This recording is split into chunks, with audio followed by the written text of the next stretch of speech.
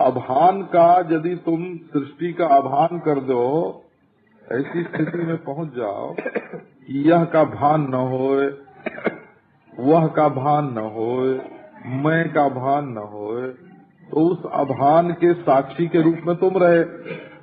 उस अभान का नाम योग दर्शन में स्वरूप शून्य है। हो स्वरूप शून्यमिव किंचित, जैसे कुछ न हो ऐसी स्थिति। कब वो सूनापन, अरे तो एक तुम हो और एक सूनापन है बाबा, दो तो हैं। एक आदमी बड़े भारी रेगिस्तान के मैदान में अकेला हो, बोले मैं अकेला हूँ, और ये मैदान है सो, ये रोशनी है सो, ये बालू है सो है, तो ये अकेलापन झूठा है, क्योंकि इस अकेलेपन में पूर्णता नहीं है। जो इस अकेलापन के टूटने के बाद, इस अभान के बाद जो भान होगा वो क्या है? तो उससे हमारा क्या मतलब? तो मतलबी यार, तुम सच को जानने के लिए चले थे, सत्य के जिज्ञासु थे, हैं? कि उससे हमारा क्या मतलब करने से काम चलेगा?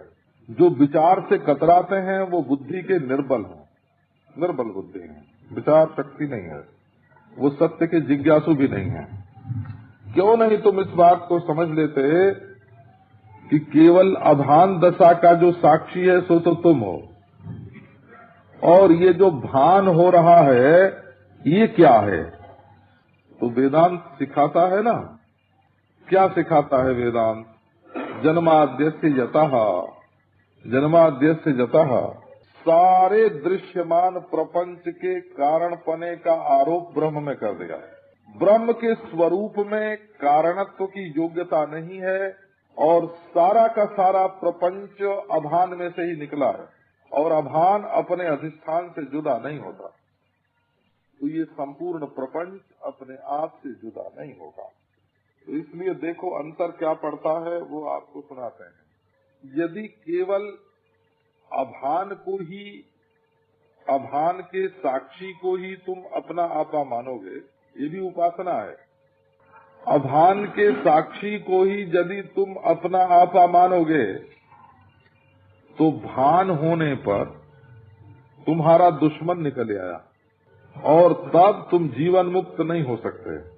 भान वस्तु के बारे में जैसी वासना तुम्हें पहले थी वैसी फिर हो जाएगी। जिससे द्वेष था उससे द्वेष हो जाएगा, जिससे राग था उससे राग हो जाएगा। और अभान जो है वो अधिष्ठान में आरोपित है, अध्यस्त है, इसलिए ब्रह्म से जुदा अभान नहीं है। देश में भी अभान होता है, काल में भी अभान होता है, अंतर्देश में अभान होता है, और समाधि काल में अभान होता है। और एक वस्तु में चित्त के तन्मय हो जाने पर अभान होता है। तो यदि कहीं भी पिंड में, ब्रह्मांड में या माया में अभान होने के कारण तुमने अपने आप को ब्रह्म मान लिया, अपने आप को कई अभान का मैं साक्षी हूँ जान लिया, तो असल में भेद का ही ज्ञान हुआ। एक तो पूर्ण का ज्ञान नहीं हुआ, अद्वितीय का ज्ञान नहीं हुआ। अद्वितीयता अज्ञात होने से अज्ञान रहा। और दूसरी बात क्या हुई कि जीवन मुक्ति नहीं होगी। जो अपने से अन्य भासेगा फिर उसके प्रति राग द्वेष बना रहेगा। राग द्वेष बना रहने से ओम नमो नारायण से जीवन मुक्ति नहीं होगी। तो जीवन मुक्ति न होने से, राग द्वेष होने से सुख दुख का जो द्वंद्व है वो नहीं छूटेगा, और सुख दुख का द्वंद्व न छूटने से उसके लिए जो प्रयत्न है सो भी नहीं छूटेगा। तो राग द्वेष रहेगा, सुख दुख का द्वंद्व रहेगा, और तुम थोड़ी देर तक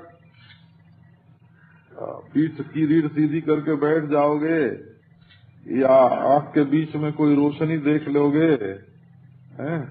या देख लोगे कि प्रपंच का भान नहीं होता है थोड़ी देर, और थोड़ी देर किसी भावना में मगन रह लोगे, और फिर उठोगे तो वही की वही दुनिया, वही का वही बखेड़ा। समाध्यादीनि कर्माणि जहाति जडधीर जदा मनोरथान प्रलापांश्च कर्तुमायाति तत्क्षणात्। अष्टावक्र जी महाराज कहते हैं कि जब ये मूर्ख लोग समाधि से उठते हैं तो मूर्ख, और कर लिया अभान, अभान माने सृष्टि का भान नहीं हो रहा है। अष्टावक्र का ये श्लोक है, समाध्यादीनि कर्माणि जहाति जडधीर जदा, उनको ये भासता नहीं कि मैंने समाधि लगाई सो भी एक कर्म है, और समाधि की जो स्थिति हुई वो भी एक देश में, अंतरदेश में, और एक काल में, और मन की एक स्थिति है, वो मैं नहीं हूँ। तो जब वो उसको छोड़ करके बाहर आवेंगे, विक्षेप में आवेंगे, तो क्या होगा? मनोरथान प्रलापांश्च कर्तुम आयाति तत्क्षणात्, वो तुरंत मनोरथ करने लगेंगे और वे तुरंत प्रलाप करने लगेंगे, और अभिमान ये होगा कि हम तो ब्रह्म हैं, ब्रह्म को देख के आए हैं। हाँ, वो जो सफेद सफेद रंग था वो ब्रह्म का ही था, हमने देखा है। तो जिसमें दुनिया नहीं भास रही थी, जिसमें दुनिया नहीं भास रही थी वो अज्ञान था। अज्ञान में ब्रह्म बुद्धि करके, अज्ञान में ब्रह्म बुद्धि करके लौटेंगे। जिसमें दुनिया नहीं भास रही थी वो तो अज्ञान था। जिसमें समाधि भी भासती है और प्रपंच भी भासता है वो तो ज्ञान स्वरूप आत्मा है। और जिससे केवल समाधि भासती है और दुनिया नहीं भासती, प्रपंच नहीं भासता, वो तो कल्पित ज्ञान है, जो कि अज्ञान को ही ज्ञान माना गया है। तो नेदम नेदम अनात्मा ब्रह्म न भवति तदेव ब्रह्म त्वं विद्धि। उस सर्वावभाषक स्वयं प्रकाश प्रत्यक्ष चैतन्य को तुम ब्रह्म अर्थात देश काल वस्तु से अपरिच्छिन्न, सजातीय विजातीय स्वगत भेद शून्य अद्वितीय समझो। नेदम यदिदम उपासते यदिदमिदमिदम इति उपासते लोकाः। ये मूर्ख लोग जिसके बारे में ये कहा करते हैं कि ये ब्रह्म है, ये ब्रह्म है, ये ब्रह्म है, ये मैंने देख लिया समाधि में, ये ब्रह्म रहा, ये मैंने ध्यान में देख लिया, ये ब्रह्म रहा, जिसको ये यह ब्रह्म करके लौटते हैं, यत इदमिति उपासते लोकाः।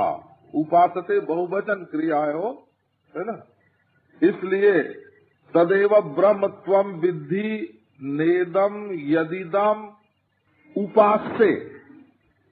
यदि ऐसा होता ना उपास्य, तब तो त्वम के साथ ये क्रिया जुड़ती। उपास्य होता तो अहम के साथ ये क्रिया जुड़ती। ये उपास्य नहीं है, उपास्य नहीं है। क्या है? बोले उपासते है, अन्य पुरुष की बहुवचन क्रिया है। तो ये जो दुनिया के अनजान लोग, अविवेकी लोग, अविचारी लोग जिसको ब्रह्म मान करके उपासना करते हैं, किसी ने एक चीज रख ली, बोले ये ब्रह्म है। किसी ने वो चीज हटा दी, बोले इसका ये हटा दिया सो ब्रह्म है। कि जिसको रख लिया सो भी ब्रह्म नहीं है, और जिसको हटा दिया सो भी ब्रह्म नहीं है। जो चीज रखी गई उसको जानने वाला भी ब्रह्म, और जो चीज रखी गई उसको जानने वाला भी ब्रह्म। असल में ब्रह्म में रखने की क्रिया नहीं है, और रखने वाली चीज नहीं है, और हटाने वाली चीज नहीं है, वो अद्वितीय है। यही बात ध्यान देने की है। एक ने एक चीज रखी, बोले ये ब्रह्म है। बच्चा को गोद में रख लिया, बोले ये ब्रह्म है। एक नहीं हटाओ, हटा दिया, ये बच्चा हटाया हुआ जो है सो ब्रह्म है, बच्चे का अभाव ब्रह्म है। तो बोले भाई न बच्चे का भाव ब्रह्म है, न बच्चे का अभाव ब्रह्म है। बच्चे के भाव अभाव दोनों का जो प्रकाशक है तुम हो। इतना तुम्हारे अनुभव से मालूम है कि बच्चे और बच्चे के अभाव दोनों को तुमने देखा, परंतु वो भावाभाव देखने पर भी तुमने अपने को ब्रह्म नहीं जाना। अब हम तुमको तत्वमसि महावाक्य से जो तुम शेष रह गए हो भावाभाव के साक्षी, उस साक्षी को हम ये बोध करा रहे हैं कि तुम ब्रह्म हो, तुम्हारे अज्ञान को मिटा रहे हैं। साक्षी होने पर भी अज्ञातता बनी हुई है, क्योंकि साक्षी को भी लोग अलग अलग मैं के रूप में जानते हैं। हम ज्ञानी हैं, हम ध्यानी हैं, हम साक्षी हैं, है ना, हम इससे जुदा हैं।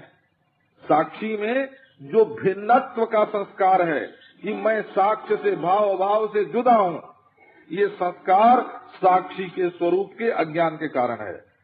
मैं किसी से अलग हूँ, इसी का नाम तो भेद है, इसी का नाम तो भेद है। और साक्षी होने पर मैं किसी से अलग हूँ, ये वृत्ति कैसे कैसे मिटेगी? तो जब साक्षी को ब्रह्म जानेंगे तो मुझसे कोई अलग है या मैं किसी से अलग हूँ, ये जो वृत्ति है ये वृत्ति बाधित हो जाएगी। इसलिए साक्षी ज्ञान अभिष्ट नहीं है, साक्षी का ब्रह्मत्व ज्ञान अभिष्ट है। ये वेदांत का सिद्धांत है। ये तो वेदांत से अपरिचित लोग जो हैं नारायण, ये योग का सिद्धांत है। अदृष्टा होना, साक्षी होना, ये योग का सिद्धांत है, वेदांत का नहीं। हमसे भी कोई योग की बात पूछे तो हम उसको ऐसे ही बता देंगे, है ना। लेकिन उस दृष्टा को ब्रह्म बताना ये वेदांत का खास काम है। बस 3 बात ध्यान में रखने की है।